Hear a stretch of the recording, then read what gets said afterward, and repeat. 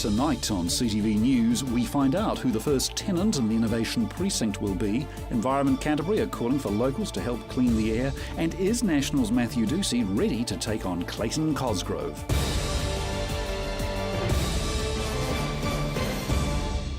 This is CTV News. I'm Grant Mangan. The Canterbury Earthquake Recovery Authority has missed the target for demolition of houses on flatland by more than 500 homes.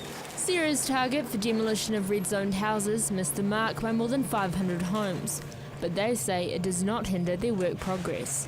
The Canterbury Earthquake Recovery Authority planned to demolish 5,000 homes by the beginning of June, but the current number of houses demolished sits at 4,433 homes. It's not the first time CERA have fallen short of its demolition targets, but the organisations say not making the target does not reflect on the work being done. CERA promised in March that the pace of clearance would pick up, and it has. Another 500 homes have been cleared since the figures were released earlier this year. Although the numbers of demolished houses does not reach the demanding target mark, CERA's Acting Operations General Manager is confident the goal of 7,000 homes to be demolished will be reached by the end of this year. It's a bit of a numbers game. There's some other contributing factors too around weather and flooding and contractor resource and the asbestos requirements and some compliance timeframe issues. But overall, we're confident that we've got everything lined up to get to the target by the end of the year. CERA believes the figures are not a setback for the demolition, but instead just an indication of the work still needed to be done. In pretty good shape, I think. We've still got a wee bit of way to go. But we've got over 1,000 properties scheduled for demolition and about another 350 lined up for relocation. So when you add those to the figures that were published in the paper, we're in reasonably good shape. Kendra Street, a Christchurch resident whose house is set for demolition, is pleased she is finally seeing progress being made. Kendra Street told CTV News she's been waiting almost 3 years and finally has a date set for her earthquake-damaged home to be cleared. Demolition on her Hoonhay home will begin on the 30th of July. Labour's Canterbury Earthquake Recovery spokesperson Ruth Dyson says reports that the rebuild of Christchurch is starting to kick in ignores the fact that it's now well over 3 years since the earthquakes hit. Ruth Dyson says after all this time, things should start to have been moving. Dyson says the fact is progress has been painfully slow and many Christchurch citizens are still in a living hell. The remainder of the red-zoned homes will continue to be demolished. The target date for all the properties to be cleared is the end of the year. The first tenant of the Innovation Precinct has been announced. Vodafone will be the anchor tenant within the Innovation Precinct. No paper or cables. It's going to be the most innovative office space in New Zealand. Because we're going to look to put our technology, our smartphone, our tablet technology, video technology, mobile technology to work to create a new standard in working environments. Vodafone will be the first tenant to build in the Innovation Precinct, one of the Christchurch Central Development Unit's 16 anchor projects, a hub combining high-value technology sectors and innovative employees together in one place. I think, a clean piece of paper to build something that no one's done before is always exciting, and out of the adversity comes an opportunity, and we're grabbing that opportunity to set a new standard for what you can do in terms of workplace productivity using our technologies. It's been 3 years since businesses in the inner city were forced to close their doors, but the new blueprint has given them the opportunity to create future-focused office spaces in Christchurch, unlike any other seen in New Zealand. In the aftermath of the earthquake, and that there was a period of time when one was waiting for the new plan for the city, but once we saw the plan, it's been 18 months to bring together, which in the time frames of building buildings or getting consent and everyone organised is a short time frame. Canterbury Earthquake Recovery Minister Jerry Brownlee says the blueprint is part of creating a city that is future-proof. The Innovation Precinct covers over 3 hectares in the southeast corner of the urban frame. Minister Brownlee has applauded Vodafone for moving into the Innovation Precinct, with more businesses following. Minister Brownlee says what is even more encouraging is that there are several other prospective tenants waiting in the wings to secure a place within this precinct, and this will be hugely beneficial to the inner city. The government has also announced it will support the development of an additional innovation hub to accommodate startups within the precinct. The precinct will also house Callaghan Innovations, New Zealand Trade and Enterprises, as well as one of 3 new ICT graduate schools. Emma Cropper, CTV News. Remember Matthew Ducey, Nationals candidate for last year's Christchurch East by-election, has been selected to fill Kate Wilkinson's shoes at this September's general election. Can he take on Labour's seasoned Clayton Cosgrove? Marcus Gibbs found out. Matthew Ducey is no stranger to politics. You'll remember him from last November's Christchurch East by-election when he lost to Labour's Puddle Williams. Obviously disappointed. We worked hard at this. It was a positive campaign. The Earthquake Recovery Minister wasn't fazed by National's loss, despite Labour leader David Cunliffe announcing his party's win was the start of a wider movement. Well, I think it's absurd, to be honest. I mean, what's he saying? Whip-de-doo. We won a seat that we've held since 1922. Back then, Ducey wasn't ruling out standing for the Waimakariri seat, but he wasn't considering it either. I've never talked to anyone about the party, about Waimak. I've never made any decisions about that seat or any other seat. I've always been focused on Christchurch East. No one was really surprised to see him standing again this year, especially after Kate Wilkinson announced she was retiring from politics.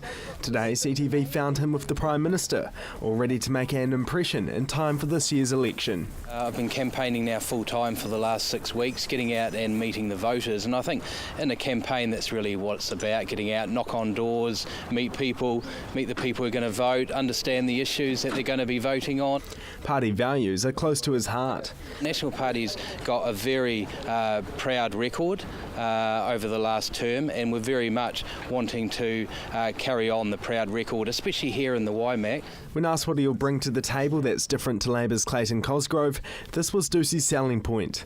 I'm a new candidate, fresh, energetic, new and young, and really going out there to meet the voters. Ducey celebrated the birth of his first child, Emily, 11 weeks ago. This election, family is coming first.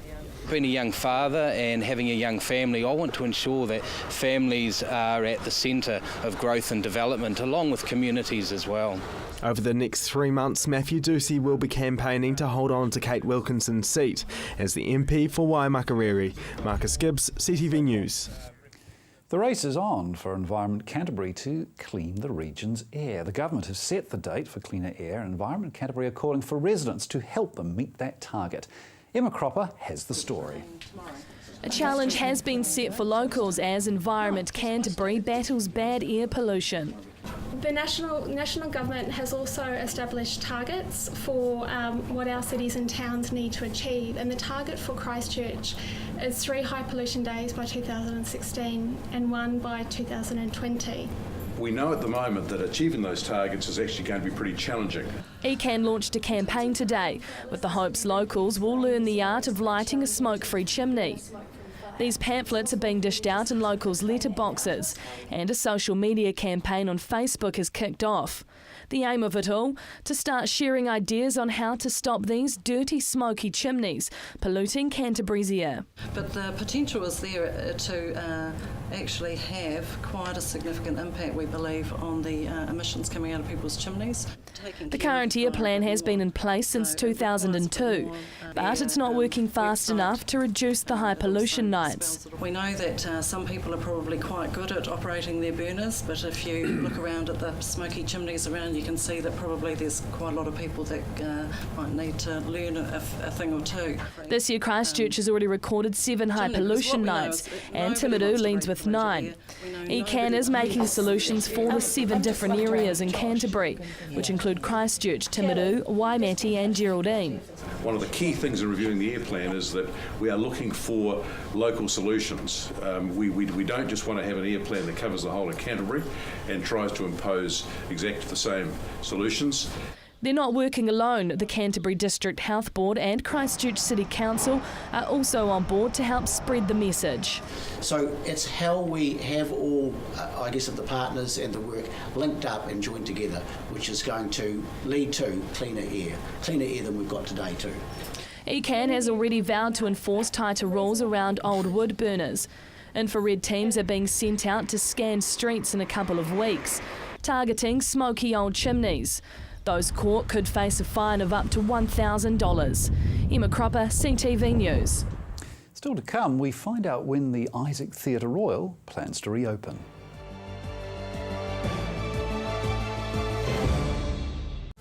Join us tonight at 6 for DW World News. Informative, lively, international news, breaking stories and global developments. DW News, weekdays at 6 p.m, right here on CTV. Potholes. To some, a simple hole in the ground, causing no harm and no concern. But don't let that fool you. Potholes are dangerous. Did you know potholes have been linked to numerous nasty falls and flat tires? So if you have a pothole situation on your property, don't panic.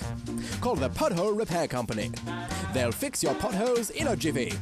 So next time you see a pothole on your driveway or in your car park, call the Pothole Repair Company. Christchurch has its very own enchanted utopia, the Hitching Post. Pop in and see for yourself. A magical assortment of handmade creations, custom-made candles and artwork. Choose from our huge range of water features, garden art and imported giftware. Specialists in handcrafted metal artwork made in store. Nestled on 722 Marshlands Road. The Hitching Post, defining art our way. The Hearst Auto Dismantler's premises has been sold. We apologise for any inconvenience.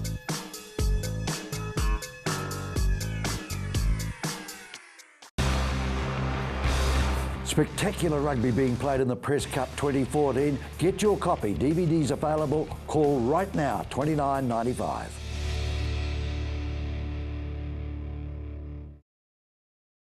Action Removals, offering short or long-term storage facilities, full packing services, comprehensive rates, all fully insured and with 6 vehicle sizes to choose from. Earthquake repairs? Action Removals pack, move, store and return your valuable possessions stress-free.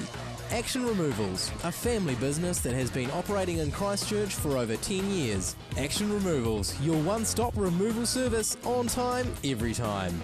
0800 222 526. High Heels in the High Country is a programme on CTV, 8 o'clock on a Tuesday night. It focuses totally on the rural women, the people who are doing everything from running farms to running businesses. High Heels in the High Country, 8 o'clock Tuesdays.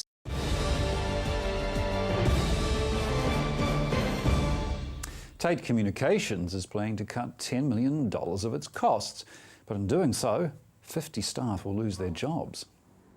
A company spokeswoman has told CTV News the company won't be talking to media as they're focusing on supporting colleagues through the changes. However, they did release this statement. In it, the company states it's scaling back product development. Instead, it's focusing on building sales of its digital radio communication systems. Its products are used overseas by such agencies as the police force. In the press release, Acting Chief Executive David Wade states the number of staff losing their jobs is less than first planned. The company has implemented some suggestions put forward by staff during the consultation process.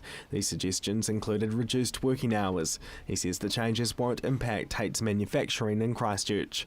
Staff in the engineering and supply chain areas will be mostly affected.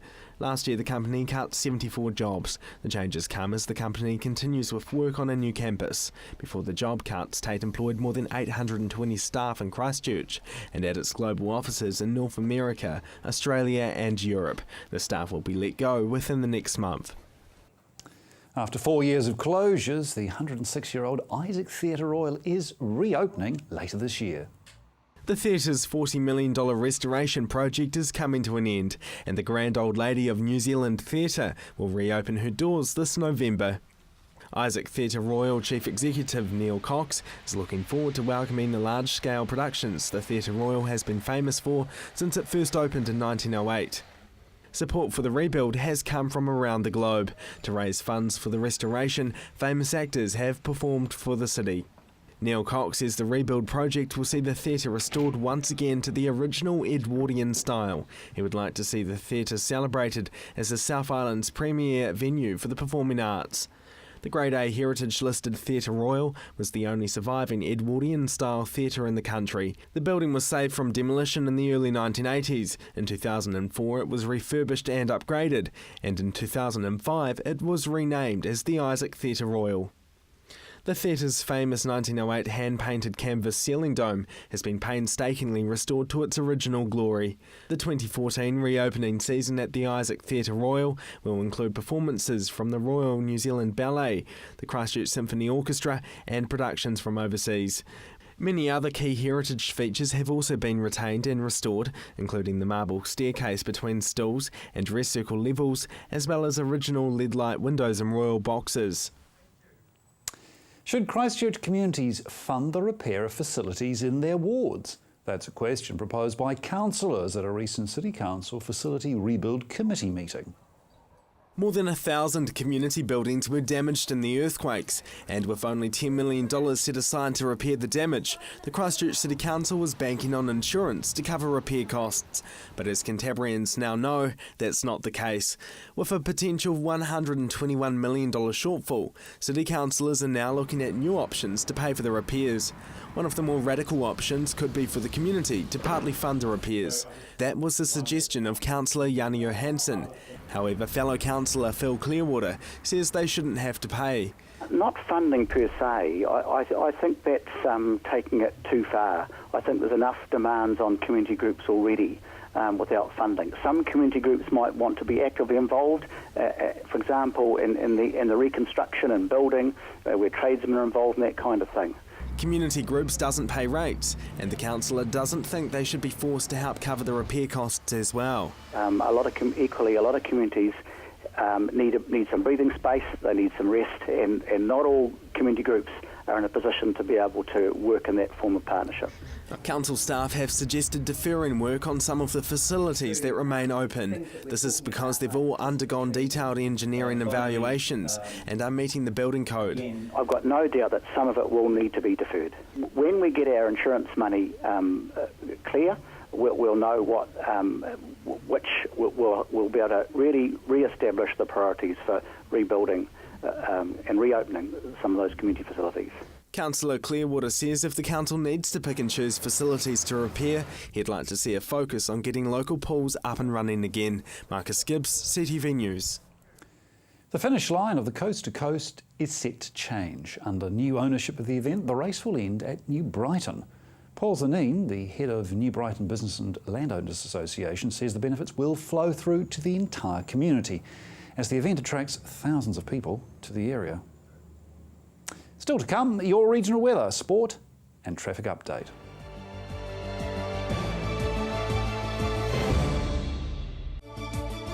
Be watching CTV News first at 5 and you could win up to $5,000 every week with CTV's cash giveaways. For more information, visit our website and be watching CTV News first at 5.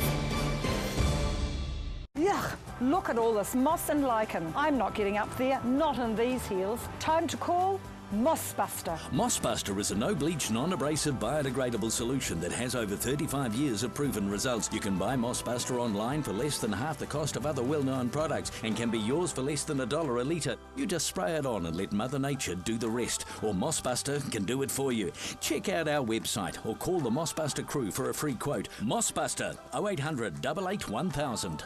Blackwells has a proud history presenting leading vehicle brands, extensive backup and service for a total one-stop driving experience. Holden, Mazda and HSV new and used vehicle sales, servicing, parts, paint and panel, Isuzu truck sales and service, all together in one convenient location. More selection, more value, more quality and more reasons to make Blackwells your number one choice. Visit Blackwells today, corner Waterloo Racecourse Road, Sockburn, or online at blackwells.co.nz.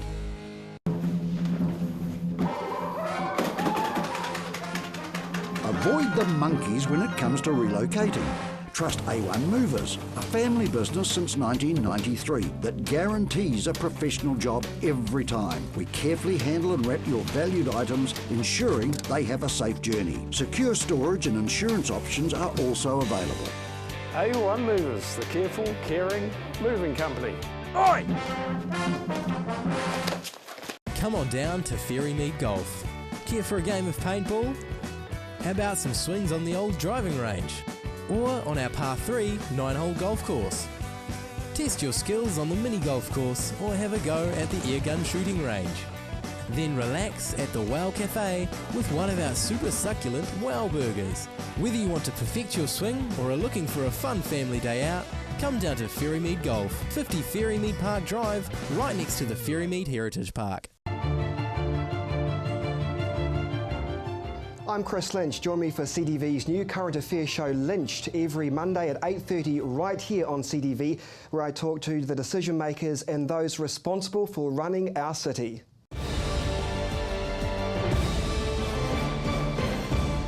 Here's Gordon Findlater with your regional sport.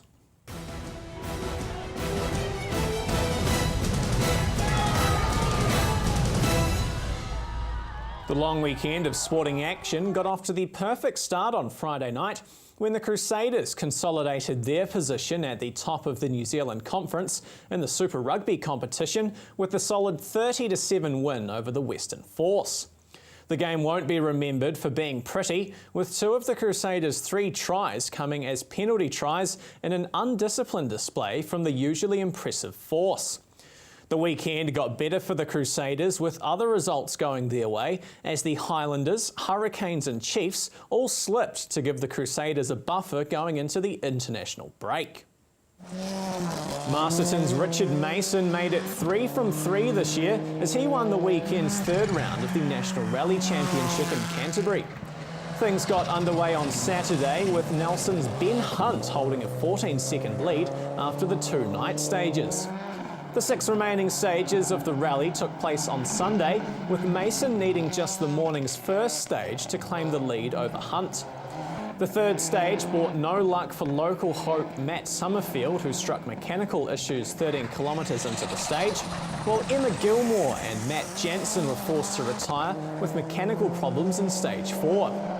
Richard Mason went on to record faster stage times on all but one of Sunday's stages as he eased to victory, with Ben Hunt coming in just over a minute behind in 2nd, with the podium being rounded out by David Holder. Also of note was Regan Ross, who was the first classic home in his RS 1800 Escort. Also in an Escort was Dean Bust, who took out the open 2-wheel drive class, while Dave Clearwater took out the pre-2000 class in his Evo 4. The top 6 all had wins in the latest round of the Hawkins Cup, with Lincoln University still holding their lead after a 48-29 win over Linwood. Marist Albion had a tight win over Sumner 31-26 to stay in 2nd, while New Brighton are in 3rd after their 37-30 win over Burnside. Other results saw Christchurch get the win 40-12 against Shirley, Sydenham down to University 41-5, and High School Old Boys got the win at Belfast 29-5. The Canterbury Rams got their first win at Cal Stadium yesterday when they downed the Taranaki Mountaineers 103-76. It was the Rams' first win at Cal's in 6 attempts, and now that the Rams have got the monkey off their back, they'll be looking to end the season brightly. Marcel Jones and Glenn Dandridge both top scored for the Rams with 23 points each. The Christchurch Marathon took place on Sunday in freezing conditions as more than 4,000 runners braved the early morning frost to reach the finish line. Lisa Hunter-Galvin won her 4th consecutive title to take out the women's event, while the men's title went to Sam Reeford. And finally tonight, there was no fairy tale finish to the Mainland Tactics netball season as the team fell to a 66-49 loss to the Adelaide Thunderbirds. The match was the last for Lee Gibbs as coach, with the Tactics looking to rebuild next year as they try to avoid their 5th wooden spoon in 6 years. We wish them the best of luck. You're up to date with the latest in local sport. I'm Gordon Findlater for CTV Sport.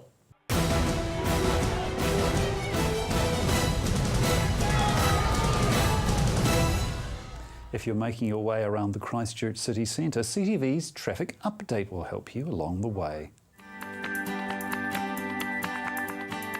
Hello travellers, to help you plan your journey around the central city, here's a few tips on the best way to avoid those nasty jams this week. Works continuing within the central city, and here's what's happening on a few major routes. When heading south, Durham Street and Barbados Street continue with major works, which means many parts to the road are down to 1 lane. And when you're heading north, Madras Street continues to be a hot spot at the Morehouse Avenue end, and delays are likely in the peak hours. To travel south, Fitzgerald Avenue is your best bet to get around the city quicker. And when travelling north again, we recommend using Fitzgerald Avenue or Montreal Street. The 4 avenues are still the best route around the central city. To keep up to date on what's happening with the central city roads, stay tuned, keep watching CTV News first at 5, and in the meantime visit the Transport for Christchurch website. Well, it's a new week and a new month, and that means new weather music. This week's music track is from Hervé's album Pick Me Up, Sort Me Out, Calm Me Down, and it's called Bike Ride in June. Here is your regional weather. Kia ora everybody. Well, it was a sunny day around Canterbury today, so let's take a look at the temperatures. Timaru had 13 degrees today, Temuka and Geraldine on 13 degrees.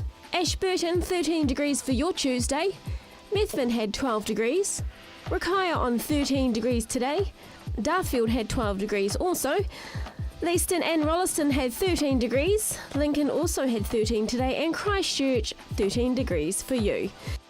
The same over in Akaroa with a sunny day today on 13 degrees, and out in North Canterbury, Kaipoi, Rangiora and Amberley also on 13 degrees for your Tuesday.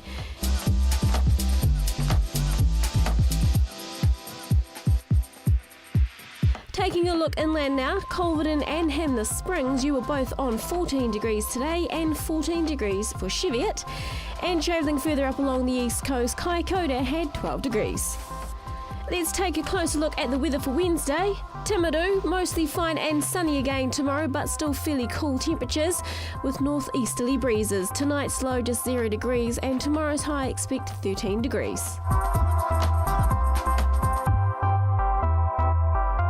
Light morning frost and a cool northeasterly breeze is the order of the day in mid-Canterbury as well. Tonight's low 0 degrees, tomorrow's high 13.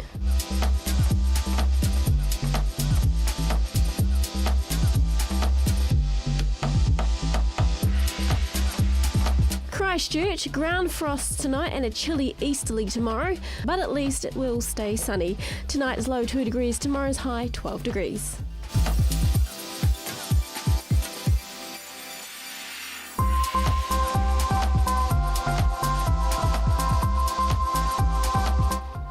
Kaikoura, mostly fine and sunny tomorrow with cold temperatures and light northeasterly winds.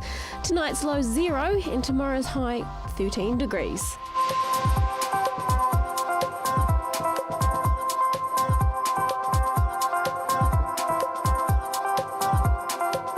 Day ahead for the rest of Canterbury. Let's take a look at the temperatures. Methven, you'll also have 13 degrees and 13 is expected in Rakaia.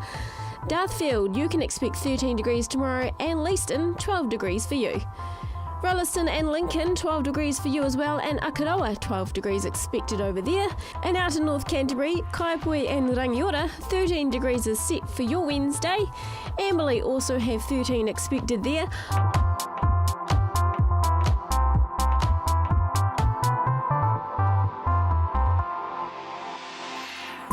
Culverden, Hanmer Springs and Cheviot, a fine day with 14 degrees.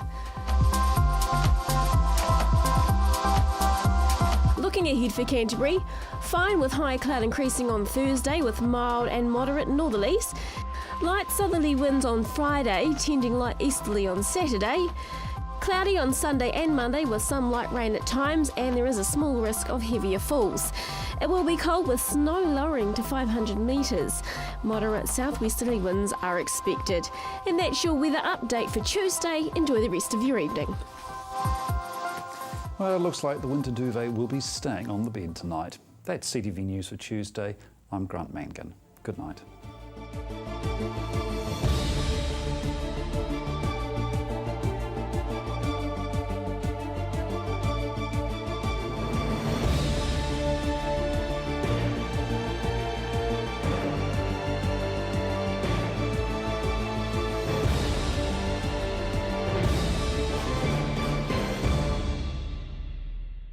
Supporting local content so you can see more of New Zealand on air.